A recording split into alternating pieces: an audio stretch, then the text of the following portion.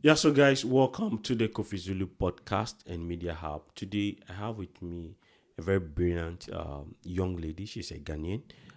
We just want to vibe and find out how she has been able to maneuver the tough systems and where she is today.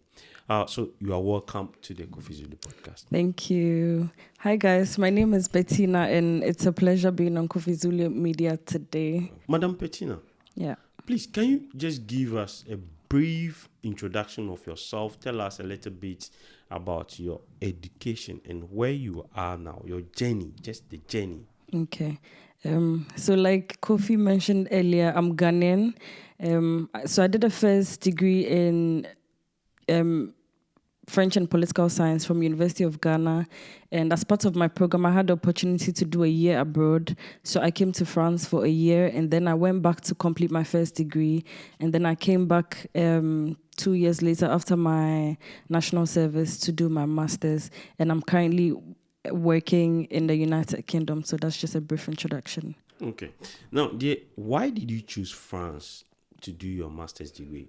What motivated the decision to choose France instead of UK, instead of United States? Because we never parler français.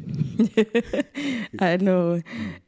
So it's quite an interesting journey. So I had the opportunity to go to Abidjan in 2018 for a month. Okay. It was called a séjour linguistique. So when I went there, I got the opportunity to meet French people. Yeah. So my love for the language grew, and then I decided, okay, I'm going to go France for my year abroad.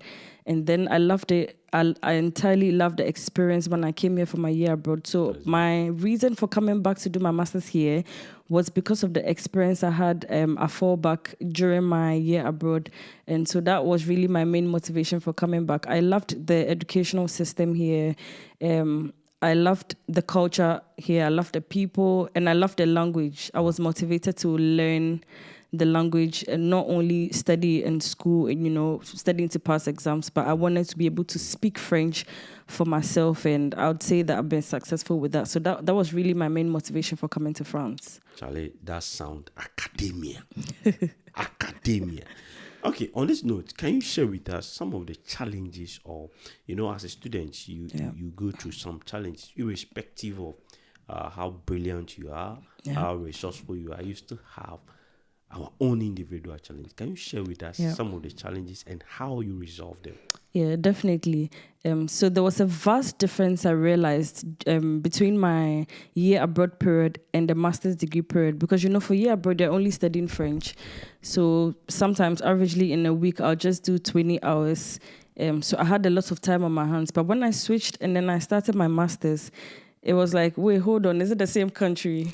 Is it the same educational system? I was shook, So the master's degree program was extremely packed. It was an 18 months program, but I'll say on paper 1 year. So in a period of 3 months, you do 10 courses. So there was no breather for me. And another challenge I faced was I chose a degree in international management, which I didn't have a background in. Because like I mentioned earlier, my first degree was in French and Political Science. It had nothing to do with business. I didn't study business in high school. So it was a new terrain for me. So imagine having to maneuver my way, learning finance, accounting, corporate finance, managerial finance. Oh my God. Crazy. They were all a mess in my head. But I resolved in my heart that I needed to be successful. Charlie, guys, you hear the word. I resolved in my heart. My parents paid too much money for me to come here and not make something out of my master's degree. So what I did was I made a lot of friends. Okay. Especially the ones that have a background in business management. Okay. So every time we had assignments, I would go over to their place or we'll meet at the school library. I was literally spending my whole days in the library. Sometimes I leave the library at 9 p.m. And I remember I still have the videos on my phone, closing and leaving the school with the school librarian. Keeping records. Yeah. So it was a difficult moment, but like I said, I had to find a way to maneuver. So what I had to do was to learn extra. Yeah. So the people that have a good understanding of the subjects after class will probably learn 1 or 2 hours, or probably will not even learn until there's a test coming up. But for me, every single day, once one lecture was over, I had to go back, go over my notes. If there's an assignment, I have to make sure I understand it, and I'm not just, writing the papers so I could pass. Yeah. I made friends with my lecturers as well, because I knew that they played a big role. Yeah. So it was important for me to be able to get all of the subjects wholly, exactly, and not on the surface level, just trying to learn to pass. So befriending people that were good in the subjects, making friends with my lecturers, and then studying hard and personally and extra helped me maneuver these challenges. I was waiting for the God factor. Oh, as for the God factor, if you allow me, I'll say God from beginning to the end. So let me just give you a bit more of the other examples, but the God factor, We don't give up. Yeah. Where we come from, we don't give up. You can't. Yeah. Let me just share this funny experience. So you know how every time a group is being formed, there are times when it will come from the top, and so the lecture's already decided whose group you're in. Yeah. But on the other side of things, there were so many chances where you get to pick your own group members. Yeah. Now, that's also another critical stage of the entire study abroad period. Make sure you're combining with people that know the subject. Exactly. You're combining with people that you draw from, and not only people that will draw from you, not people that will just come and join your group, and then you end up doing all the work and they get the marks. So be strategic in choosing the people that join your groups for any form of assignment at all. Get vision.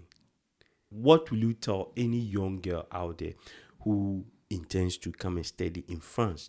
Give us three, just maybe three advice to any young girl out there that it is possible. Yeah. But if you are preparing to come and study in France, what should they be doing? Okay. So for anybody that wants to study abroad, number one, make sure you have a clear vision of where you find yourself after your master's. So don't just be thinking about, okay, I want to do a master's in music, or I want to do a master's in arts. Where do you find yourself after doing that master's? Make sure you have that broader picture in your mind, because it will inform, number one, even the courses that you choose. Because there's no point choosing a master's and then after your master's, you don't even know where you want to work. That one, we call it Ghana fever. where you come to the banking hall, people who did Greek engineers, they're all in the banking hall. It doesn't happen here. Yeah. If you don't get job in your field of where you study, you are going back home. Yeah. So make sure you have a clear vision of what you want to do after the masters. Now, during the masters, you need to ensure that you are following your courses closely. Don't just be a book person, but learn outside of the books. Sure. Network. You're going to have colleagues from all walks of life. You have Asians, you have Americans, you have Europeans. North Americans. You make sure you're befriending everybody that you can possibly befriend for the sake of the masters. Yeah. For the sake, don't do alichon. For the sake of the masters. But personally, I was a victim of that thing. Yeah. Like I was not able to network, but I'm not that person.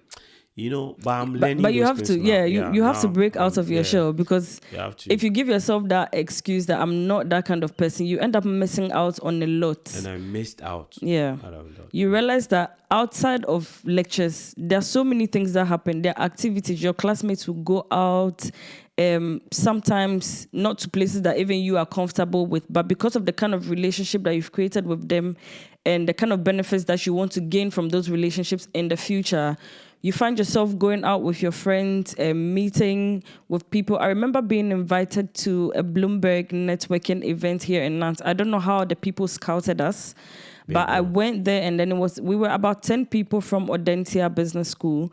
And it was a beautiful experience, because 2 years or 3 years down the line, I still have contacts of those people on my LinkedIn. And every now and then I say hi, I check up on them. Hi, how are you doing? How is everything? If I feel like I'm looking for a job, I can always reach out to any of them and find out, is there any job opening where you are currently? Or are there roles that you would recommend for me, knowing me and knowing my skills and my qualifications? So make sure that you are learning in and outside of class. That will be number 2. Number 3, I would say that take your career path very seriously right from the moment you start your master's. Most of the schools here abroad have counselors, career counselors. Make sure you engage them. Don't waste the resources. They are being paid to give you the advice that you need for your career. I attended several career sessions, and those career sessions shaped my career path, because in the beginning, I myself didn't exactly know what I wanted to do. I had a big picture of, the field, the industry I wanted to do, but to zero it down was a bit difficult. But speaking with these counselors helped me, they helped me structure my CV to become how it needs to be, to make me very employable. So take advantage of all the resources that you find. Most of the schools here also organize seminars, they organize sessions, they invite companies to come. Yeah. Hey, don't be here, pay for, change Ghana cedis into euros and pounds, and then when they organize these sessions, you go out and go and be drinking Coke. Because when you finish the masters, now you need the companies that are coming to you. Now you need to apply to them. So go there and find out what things tickle them. What are they looking for in a suitable candidate? Every opportunity that you get to build your career, take advantage of it.